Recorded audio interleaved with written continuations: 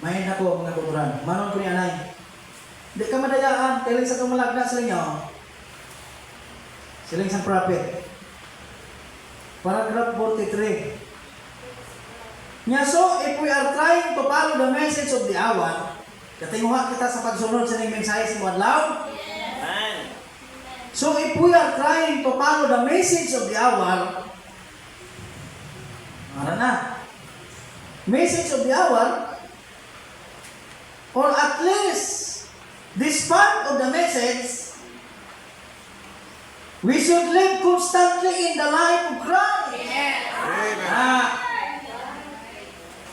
Kung kita nagkatimuha, mga kauturan, sa pagsunod sa ning mensahe sa imong adlaw, bisan sa gamay lang abahin sa ning mensahe, we should live constantly. Amen.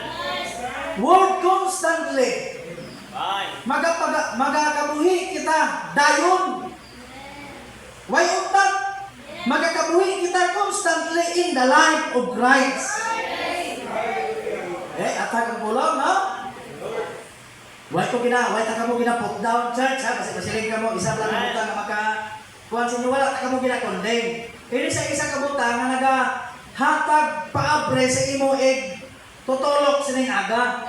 Nga kita nga mga tumuluos ang Diyos nga nagatinuha sa pagsunod sa ning mensahe, nagakabuhi kita masonson sa ning kabuhi ni Kristo. Amen. Receive sa Lord. Why ta gina condemn ang atong kagalingon. Guling atong kagalingon gina-judge ta. Kaysa sa kasulatan, hukman mong imong kagalingon agod nga hindi ikaw paghukman sa nang adlaw. Amen. Na cause if it don't, nya kay kung hindi, you lay around and know that these things that you're supposed to do and don't do, the Bible said, he that knoweth to do good and do it not to him, it is sin. Ano sila sa kasulatan? Amen.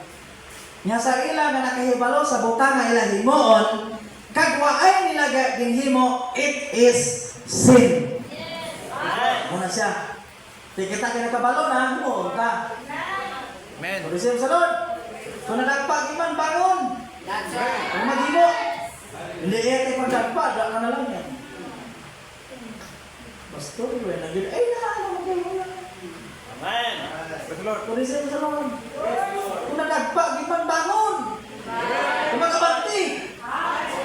Kung magtuo, kasamtang nagabuklat ang adlaw, may bagong pag-asa. Amen. Praise the Lord. Pag-asa. Padayon ta. Thank you, Lord, ha? Nya din, you become dirty rotten.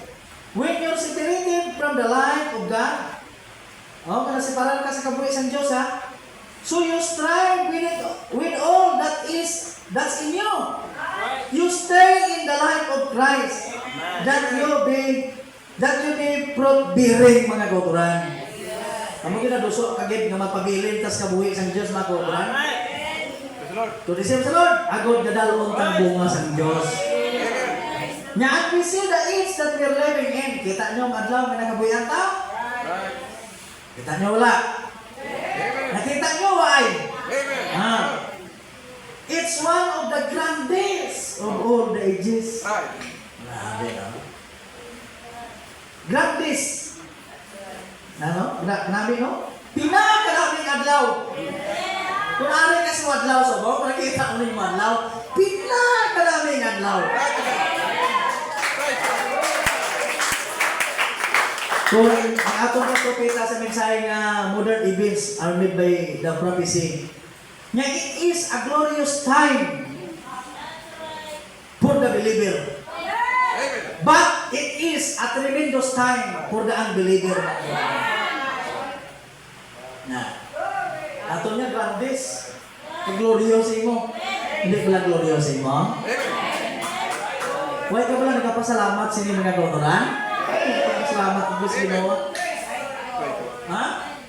Nga this Laodicean age is the grandest of all. The church ages because it's the ending of time and the blending of eternity. Marami, ha? Woo!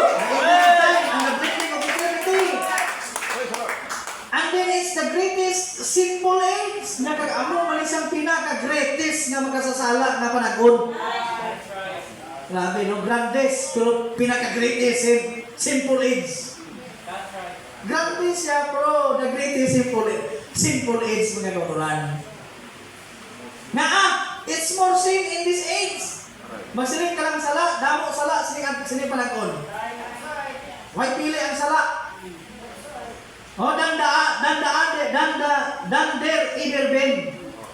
All the powers of Satan is many times harder to fight against than it was in any age, mga kautulan. Amen. Ano sila sa atong prophet?